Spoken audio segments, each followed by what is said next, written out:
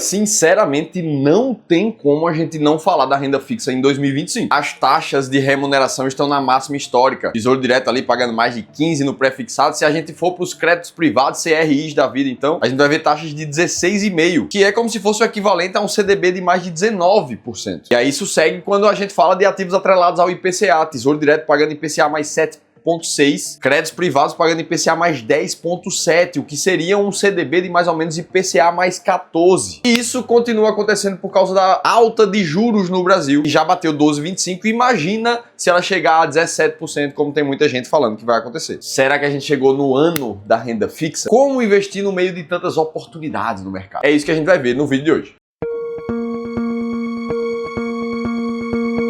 Vamos lá, e se você não entendeu ainda a dimensão desses números que a gente acabou de te mostrar, eu preciso te lembrar que isso não acontece o tempo todo. No começo do ano passado, por exemplo, o Tesouro Pré-fixado pagava menos de 10% de remuneração. E há poucos anos atrás, em 2019, o Tesouro IPCA pagava uma taxa de 2,98% acima da inflação. A própria taxa Selic chegou a bater 2% durante a pandemia, uma taxa que não era real ali para termos econômicos, como hoje a gente sabe. Mas o fato é que em termos de remuneração de renda fixa foi isso que aconteceu. A gente tá falando que a cada 100 mil reais investidos no Tesouro Selic, você tirava 2 mil reais de remuneração ao ano para descontar imposto de renda ainda. E aí hoje, para alguns casos, a gente tá falando de a cada 100 mil reais você tirar 16.500 no ano. É praticamente 10 vezes mais do que há alguns anos atrás, quando a gente coloca a diferença de imposto de renda na conta. E aí a gente vê esses dois panoramas e fica a pergunta, poxa, por que o mercado muda tanto? Por que é que antes a renda fixa era furada, ninguém queria falar sobre isso, e agora é uma das melhores classes de ativos do mercado? E aí pra gente entender como é que isso muda, é preciso a gente dar um contexto. Basta voltar 12 meses para trás e ver que o que a gente tinha era uma expectativa que o mercado reduzisse a Selic para o final de 2024 por causa da inflação menor, e que a taxa de juros deveria chegar a 9% ao ano naquela oportunidade. E aí toda vez que essa narrativa entra em cena, a expectativa para a bolsa era muito boa. Muita gente falando que o Ibovespa poderia viver algo que não ocorria há 4 anos, chegando a seus 145 mil pontos no final de 2024. Só que o que foi de fato acontecendo é que a gente viu o índice Ibovespa várias vezes no ano de 2024 como o pior índice do mundo. E se a gente converter o índice de ações do Brasil para dólar, então, a gente viu uma queda de mais ou menos 25% no ano passado. E tudo isso começou a acontecer porque a narrativa de Selic a 9% mudou para algo parecido com isso aqui, ó. Taxa Selic deve voltar a 15% pela primeira vez desde 2006. E segundo alguns especialistas ali do Itaú BBA, boa parte disso acontece porque a taxa Selic acima de um patamar de 10, como a gente já vê agora, não causou quase nenhum efeito na economia, como a gente esperava de ver, um controle de inflação mais rígido e uma certa desaceleração na economia brasileira. E aliado a isso, a gente vê um movimento onde as empresas seguem com dificuldade de contratar novas mão de obras porque a maioria das pessoas já está empregada. E aí, para conseguir contratar, é preciso fazer uma proposta salarial mais atraente, mais alta, o que gera inflação nos salários, aumenta o poder de compra das pessoas e acaba gerando inflação também na venda de serviços e produtos. E é por isso que a gente vê os preços no supermercado, os preços do consumo aumentando pouco a pouco e se mantendo em preços mais altos. Por essas e outras que a estimativa da inflação já é de atingir 6% agora em 2025, sem falar no próprio risco fiscal, da dificuldade que o governo federal está em pagar as suas próprias contas. Então esse composto acabou mudando o cenário da Selic de expectativa de 9% para expectativa de 15%. Aí o Ibovespa, que era esperado de bater 145 mil pontos no final de 2024, agora no começo de 25 está em cerca de 120, bem abaixo do que era esperado. E aí com a subida da Selic, as pessoas perdem mais o interesse em buscar mercado de ações, por exemplo, e passam a ter muito mais interesse em mercado de renda fixa. E aí eu sei que tem muita gente que se esforça para ser racional aqui. E inclusive é sempre o convite que eu faço, vamos pensar com a cabeça, não com a emoção. Será que não é justamente nesse momento que tudo parece mais difícil, em maior dificuldade, que a gente deveria estar pensando em comprar a bolsa, por exemplo? Que é o que falou o Márcio aqui, ó. Estou na contramão, saindo a renda fixa para a renda variável, aportando muito mais em ações e fundos imobiliários. Mas aí tem muita gente que pensa como a Lívia, que tem um fundo de verdade. A pessoa que falou a frase compra ao som dos canhões, com certeza essa pessoa não mora no Brasil, pois aqui está sempre ao som dos canhões, e deu uma risada ali. Se for para pensar assim, vamos então investir na Venezuela. Isso aqui é um ótimo ponto. E o fato é que a gente continua vendo essas taxas aqui, Tesouro IPCA mais 7,6, pré-fixado pagando mais de 16,5. Como é que você lida com uma taxa como essa? Não é possível que não tenha algo de bom para tirar dessas taxas aqui. E pelo caminhar da taxa Selic, que ainda está subindo, muito provavelmente taxas agressivas como essas vão permanecer até o final de 2025. Então, sim, provavelmente 2025 é o ano da renda fixa. O problema é saber se a hora de comprar é a certa mesmo. Mas quanto comprar em renda fixa? Você vai vender tudo e vai comprar tudo em renda fixa? Quais ativos de renda fixa fazem mais sentido? Eu te falo isso porque essa era exatamente a mesma dúvida do Marcelo. O cara que tinha essa carteira aqui majoritariamente alocada em renda fixa com mais de 60% do seu total e um patrimônio de quase 4 milhões e 400 mil ali. Só que dentro disso ele tinha alguns ativos de 100% do CDI e os pré-fixados pagando 12, 13% ali, que é uma taxa boa, mas a gente tem taxas muito mais agressivas nesse momento no mercado. E aí, ao ver essas taxas subindo, ele ficou na dúvida. Será que é hora de investir ainda mais pesado em renda fixa na carteira? Ou será que é hora de aumentar posições em dólar e em renda variável, já que ele já tem a maior parte da carteira em renda fixa? E dúvidas como essas são muito compreensíveis. O Marcelo, nesse caso, é médico há mais de 15 anos e ele passa seus dias focado na atuação profissional dele. Não é o papel do Marcelo ter conhecimento profundo e desenvolver as próprias estratégias de investimento, muito menos de ficar perdendo tempo acompanhando o mercado o tempo inteiro. Foi por isso que o Marcelo nos procurou aqui no Clube do Valor para uma consultoria gratuita conosco. E aí a gente mostrou para ele a estratégia que é responsável por 94% dos bons resultados dos investidores no longo prazo. E desse momento em diante, o Marcelo soube exatamente qual ativo comprar, qual vender e quando fazer. O mais legal de tudo é que você também pode participar de uma consultoria gratuita com o Clube do Valor. Para isso, é só fazer a leitura desse QR Code que está aparecendo aqui na tela ou clicar no primeiro link da descrição do vídeo. 20 segundos da tua vida para preencher um formulário muito breve e a gente vai entrar em contato contigo. O fato é que a gente tá vendo a mudança dos juros e as oportunidades, elas surgem sim. Como fazer então para escolher as melhores na renda fixa? Você vai seguir 3 passos muito claros para isso. O primeiro deles é entender se tem espaço para renda fixa na sua carteira. E eu digo isso porque eu sei que muitos de vocês, por exemplo, têm carteiras mais arrojadas, com classes de ativos que giram somente em torno da renda variável, em ações do Brasil, ações internacionais e fundos imobiliários. Esse modelo aqui é o que a gente chama de 100% renda variável aqui no clube. Então, para esse caso aqui, você não vai ter a oportunidade na renda fixa, uma vez que a tua carteira é toda renda variável. E aqui entra um parênteses muito grande. Não adianta querer mudar o modelo de carteira somente no momento que você acha que tem uma oportunidade. Ah, Felipe, eu tinha a carteira 100%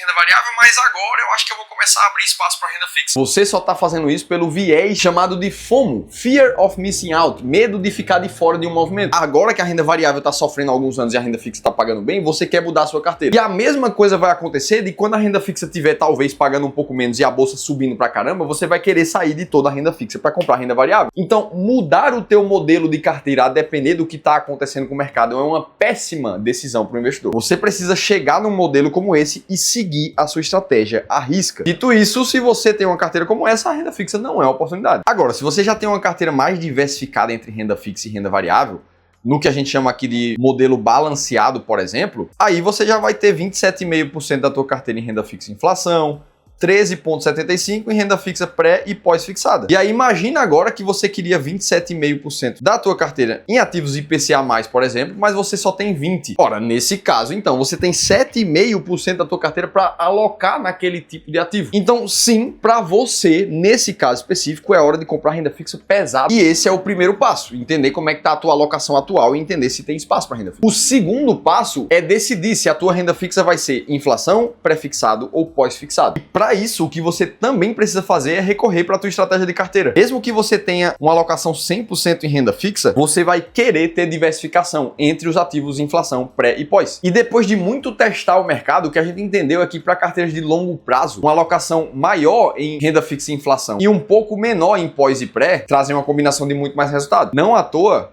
uma carteira como essa teve uma rentabilidade que ficou bem acima do CDI do Ibovespa nos últimos 20 anos. Isso vai fazer com que, mesmo que a inflação suba no Brasil, você tenha uma boa parte da carteira que te protege disso. Se a Selic subir, você tem uma boa parte em pós-fixado, que vai fazer com que a tua carteira remunere mais também. Agora, se a inflação e a Selic começarem a cair nos próximos anos, você vai ter uma boa parte da tua carteira em pré-fixado, que vai passar um bom tempo te pagando acima da média. E é por isso que uma combinação como essa é feita para qualquer cenário de mercado. O teu segundo passo para entender quais são as oportunidades da renda fixa é ver justamente, dentre as 3, qual é a que tem mais gap, onde é que você tem mais espaço para alocar dentro da tua carteira. Feito isso, agora você vai selecionar o melhor ativo para colocar ali dentro. Ah, Felipe, vi que eu tenho que comprar 50 mil reais então em ativos IPCA, inflação. Beleza, decidido isso, você vai ter 2 caminhos. O primeiro caminho é para quem ainda não usou o limite completo do Fundo Garantidor de Crédito, o FGC no Brasil. Ora, imagina que você tem lá seus 500 mil reais investidos em CDBs, LCIs de banco. Você tem ainda mais 500 mil reais para chegar no limite do FGC, que é de até R$1 milhão